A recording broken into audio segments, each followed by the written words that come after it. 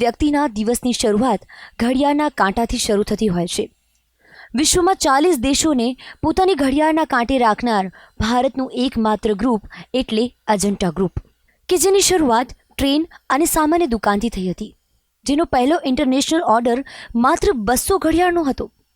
આજે આ ગ્રુપ વિશ્વ ફલક પર પોતાની અલગ અલગ પ્રોડક્ટની સાથે પ્રસ્થાપિત થયું છે અને તેનો શ્રેય જાય છે અજંટા ગ્રુપના મેનેજિંગ ડિરેક્ટર જયસુખભાઈ પટેલને.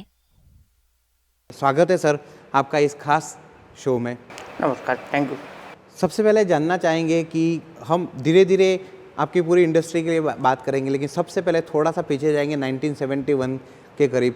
कैसे शुरुआत हुई अजंता ग्रुप की? जैसे बताऊँ कि मेरे फादर यहाँ के जो स्कूल थे उसके अंदर एक टीचर थे, और टीचर के साथ साथ मेरे फादर को कुछ बिजनेस एक्टिविटी करने का एक वो था. तो जब पार्ट टाइम स्कूल का जॉब होता है, सुबह में 8 बजे से लेके 12-1 बजे तक, दोपहर के बाद मेरे फादर है वो फ्री रहते थे, थोड़ा वो एजुकेटेड थे क्योंकि वो टाइम के ज़माने में वो साइंस ग्रेजुएट हुए थे. तो उनको एक ऐसा था कि मुझे कुछ अपना बिजनेस करना है. तो पहले उन लोगों ने ऑयल इंजन का बिजनेस मेरे फादर ने स्टार्ट किया, दूसरे 1-2 बिजनेस स्टार्ट किया, वहाँ पे वो सक्सेस हुए. उसके बाद ये घड़ी के लिए जो मोरवी के अंदर 1950 से साइंटिफिक क्लॉक करके एक कंपनी था, इसके बाद 2-3 और कंपनियाँ आई. तो फादर को 4-5 लोगों ने मिलके बताया कि हम लोग ऐसा एक घड़ी का बिजनेस स्टार्ट करने के लिए जा रहे हैं, अगर आपको इसमें थोड़ा बहुत इंटरेस्ट है तो आप भी आइए. ये घड़ी की इंडस्ट्री के अंदर मेरे फादर एंटर हुए. तो उसी टाइम मेरे फादर ने जब ये घड़ी बनाया था, उसी टाइम मैकेनिकल क्लॉक आते थे जो हर वीक में एक दफ़ा चाबी भर के वो टाइम सेट करने का पेंडुलम टाइप का क्लॉक आते थे, और वो टाइप का क्लॉक का एक बिजनेस स्टार्ट किया. मैंने कहा कुछ 200 या 100-200 के आसपास घड़ी का प्रोडक्शन होगा, और उसी टाइम पे घड़ी का इतना डिमांड नहीं था, तो वो फैक्ट्री धीरे धीरे लॉस में जाता गया. तो वो टाइम कुछ 15 से 20 लोग पार्टनर थे, ये छोटा सा यूनिट एस्टैब्लिश, क्योंकि पैसे का वैल्यू बहुत था और मेरे फादर स्कूल के टीचर थे. तो वो लॉस होते होते एक टाइम ऐसा आया कि बाकी के सब पार्टनर निकल गए, और पूरा जो इंडस्ट्रीज़ है वो 75 या 76-77 के आसपास मेरे फादर के हाथ में आ गए. फिर मेरे फादर ने अपना स्कूल का जो जॉब था उसको छोड़ दिया.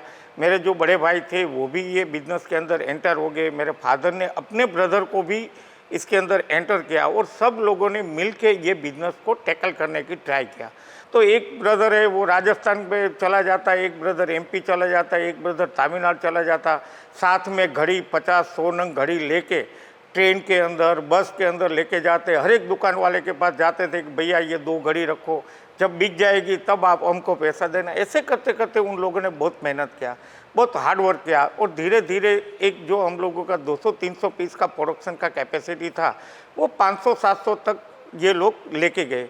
उसी टाइम फिर सेकंड जनरेशन, जैसे मैं कॉलेज में अपना एजुकेशन ख़त्म करके मैं भी बिजनेस में आ गए ऐसे, और तो टोटल मिला के हम लोगों का एक पूरी फैमिली का 20 से 22 लोगों का एक टीम बन गया. तो उसी टाइम ये जो क्वार्ट्ज टेक्नोलॉजी जो हम बोलते हैं वो 85-84 के आसपास नई नई जर्मनी के अंदर डेवलप हुई थी.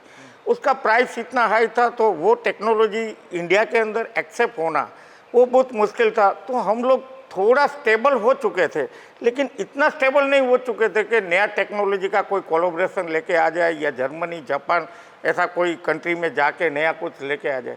तो हम लोग वही करते थे कि भाई छोटा मोटा जो मूवमेंट है वो कभी इंपोर्ट कर लिया, कभी ये लोगों के पास से थोड़ा ले लिया, कभी सिको सिटीजन वाले के पास से ये मूवमेंट लिया. ऐसे करके हम लोगों ने ये क्वार्ट्ज टेक्नोलॉजी के अंदर 85 में हम लोग एंटर हुए. आप पहली बार उसी वक्त आपने नाम रखा था अजंता का? ऐसा नाम रखो जो पूरे इंडिया में सब लोग जानते हैं.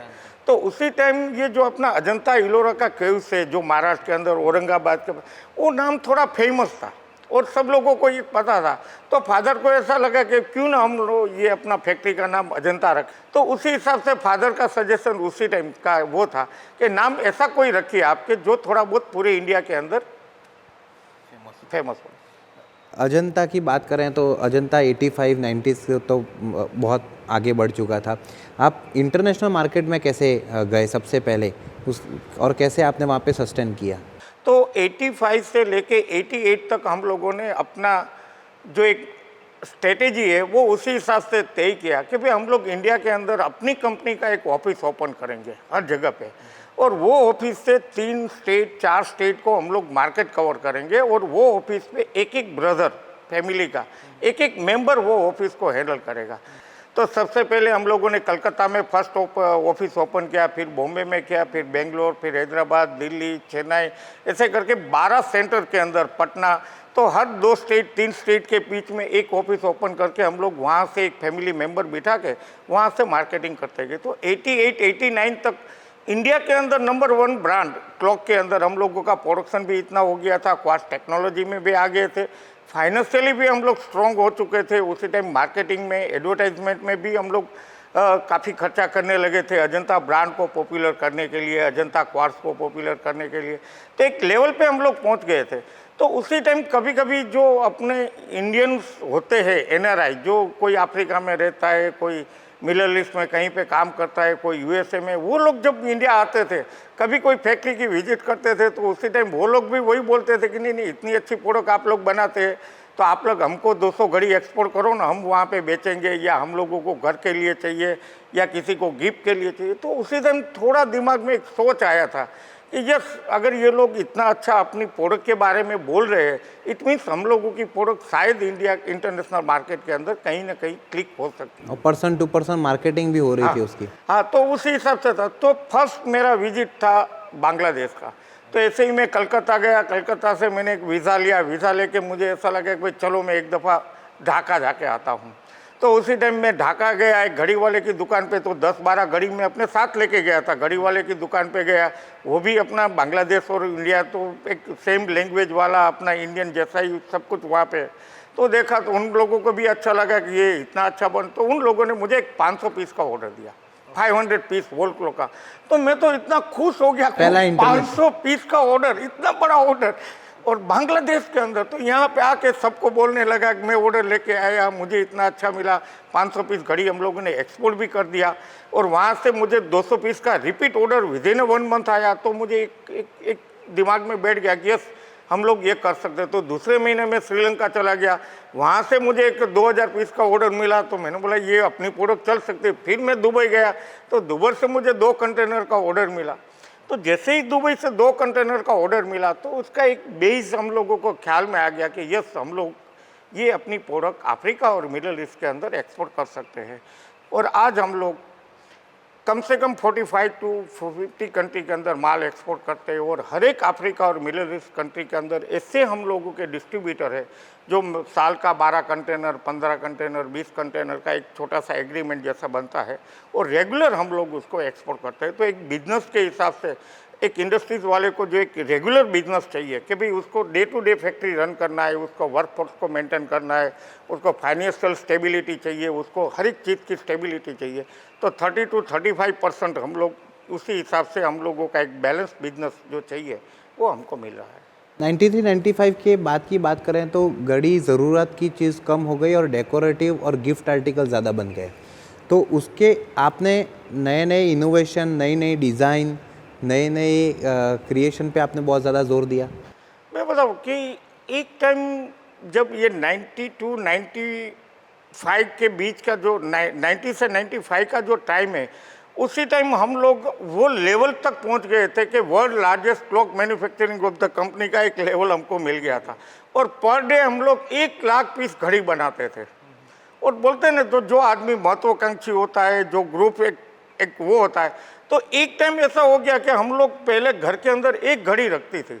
वो घर के अंदर हम बेडरूम में चले गए, उसके बाद किचन में चले गए, उसके बाद उसके ड्राइंग रूम में चले गए, उसके बाद उसके बाथरूम तक हम लोगों ने घड़ी डाल दिया। फिर इसके बाद घड़ी लगेगा कहाँ? आज आप कहीं पे आपके घर पे कोई वो है, या मैरिज है या शादी का है, तो आपको 5-5 घड़ी गिफ्ट में मिलती है। आपके घर में ऑलरेडी 5 घड़ी है, तो आप लगाएंगे कहाँ? तो एक टाइम पे एक सिचुएशन पॉइंट आ गया था कि इससे आगे अगर हम लोगों को डेवलपमेंट करना है तो हम कर नहीं पाएंगे, क्योंकि घड़ी का जो प्राइस है, जिस टाइम हम लोगों ने 85-84 में जो घड़ी हम लोग 600 to 700 रुपीज़ में बेचते थे, जो क्वार्ट्स क्लॉक, वही घड़ी हम लोग 93-95 में सिर्फ 80 रुपये में बेचते थे। तो उतना वो होने के बाद पूरे इंडिया के अंदर हर जगह पे एक क्लॉक पहुंच गया। तो उसका एक टाइम आ गया था कि भाई इससे ज़्यादा अभी डिमांड हो ही नहीं सकता है। घर के अंदर आदमी 1 घड़ी लेगा, 2 लेगा, 5 लेगा, इसके बाद घड़ी कहाँ पे लगाएगा? फिर हम लोगों ने सोचा कि नहीं, अभी ये इंडस्ट्रीज़ में अगर हमको डेवलप करना है और आगे बढ़ना है, इतना बड़ा फैमिली है, फादर के ब्रदर है, उनके भी बेटे हैं, तो सबको एक डिस्ट्रीब्यूशन होना है आगे जाके फैमिली का, तो क्यों ना हम लोग अलग अलग इंडस्ट्रीज़ के अंदर एंटर हो। फिर हम लोगों ने कैलकुलेटर है, टेलीफोन है, टाइम पीस है, इलेक्ट्रॉनिक्स के ऐसी प्रोडक्ट डेवलप चालू किया। उसके बाद धीरे धीरे हम लोग सिरेमिक के अंदर गए, तो टाइल्स का फैक्ट्री है, ये वो सब कुछ स्टार्ट किया।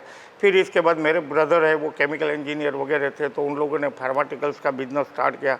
और उसी हिसाब से 95 के बाद हम लोगों का जो ग्रुप है वो धीरे धीरे एक एक बिजनेस हम लोग एस्टेब्लिश करते गए, उसको स्टेबल करते गए, और एक एक ब्रदर है वो उसमें से सेपरेट होते गए। उसी हिसाब से एक बिजनेस का डेवलपमेंट एक एस्टेब्लिश किया मेरे फादर ने। तो आपकी की स्ट्रेंथ क्या है, आपका विज़न क्या है, आपके ऐसे कौन से सिद्धांत हैं जिसको लेकर आप कभी कॉम्प्रोमाइज़ नहीं करते? जितना पैसा हो उसका 75% का ही बिजनेस एस्टेब्लिशमेंट करो। कभी किसी को क्रेडिट मत दो और कभी किसी का क्रेडिट मत लो।